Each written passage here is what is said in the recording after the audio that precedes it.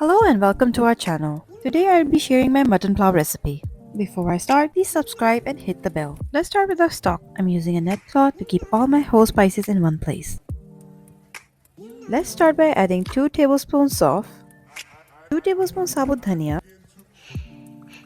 1 tablespoon zira, 2 badi ilaichi, 2 badia ke phool, 3 long, 1 inch darchini, 3 ilaichi. I like to tie the bag on both ends really tight, making a tight round shape. In a pot, add 1.5 kg mutton. Add around 8 cups of water for stock. Let's add in our whole spices. Just a little salt for taste. Let's add 1 tablespoon ginger garlic paste.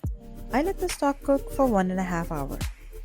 1 onion, finely chopped. You can cut it in any ways you want. Slice it, chop it, it's how you prefer it. 2 tomatoes chopped. You can use shredded carrots, but I have baby carrots right now, so here you go. For a sweet touch, I'm using kishmish.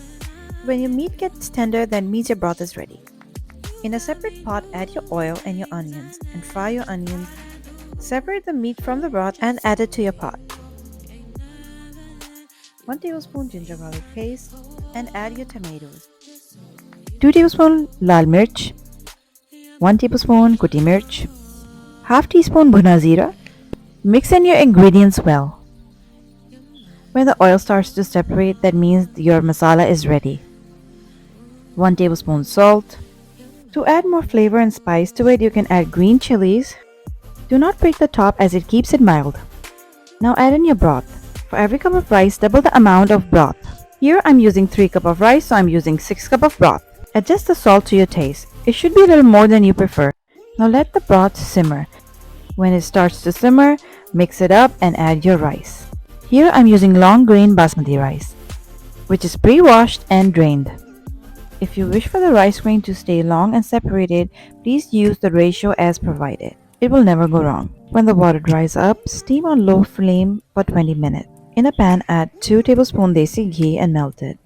You can also use oil or butter, but I like desi ghee. Add 1 tablespoon of sugar and let it melt. Do not let the sugar burn. Add your carrots, fry them till they are soft. The carrots bring more color to the pulao.